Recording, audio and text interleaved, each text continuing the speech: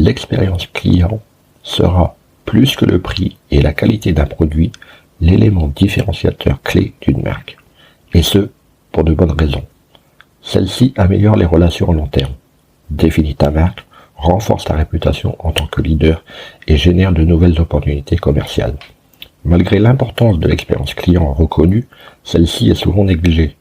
Or, il s'agit d'une méthode les plus simples, les plus rentables et les plus efficaces pour développer ton entreprise. Voici donc tout ce que tu dois savoir sur l'expérience client pour en récolter les fruits. Marketing, études de marché, référencement, podcast, réseaux sociaux, monétisation. Le monde de l'entreprise n'est pas un long fleuve tranquille. Alors chaque jour, les clés du business vous permettent d'y voir plus clair avec des conseils et des astuces. Que recherchent les nouveaux clients ou les clients existants dans une entreprise? On aurait tendance à dire des produits et des services hors du commun. Mais en fait, ce n'est pas le cas.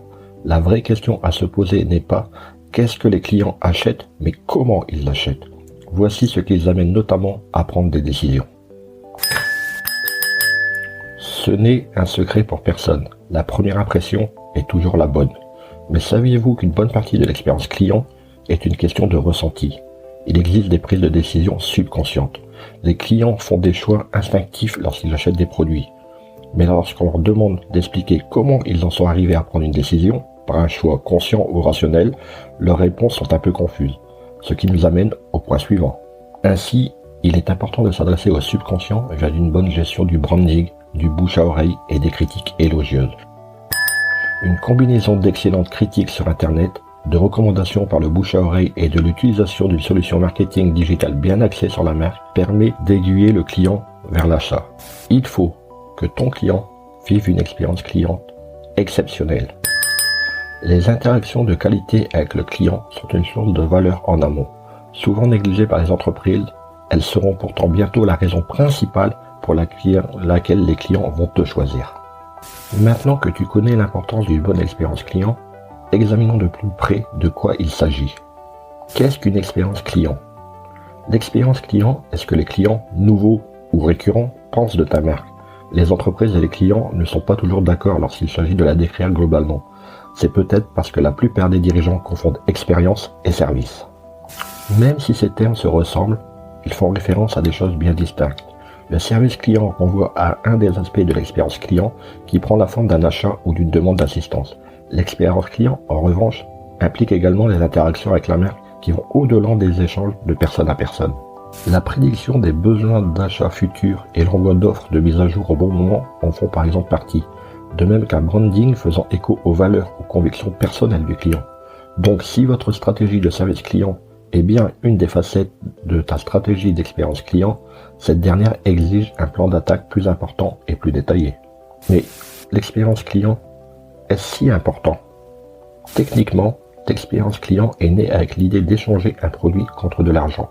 Et ce n'est qu'il y a quelques années que nous avons commencé à vraiment nous intéresser à la façon dont les entreprises interagissent avec les clients et à la façon dont les interactions affectent la dimension émotionnelle, intellectuelle, physique et spirituelle des clients. Si pendant des années on a parlé presque uniquement de marque, il semble qu'aujourd'hui et à l'avenir en matière de commerce, tout soit question d'expérience. C'est un changement subtil mais significatif. Le branding consiste à créer des logos, des messages et du contenu indiquant au public ce qu'il doit penser de ton entreprise. L'expérience client, d'un autre côté, se base sur la perception qu'a le public de ton entreprise et consiste à trouver de nouvelles façons d'améliorer la relation que vous entretenez avec lui. Par conséquent, si le branding dénote une approche autoritaire, l'expérience client se prête naturellement à la collaboration professionnelle.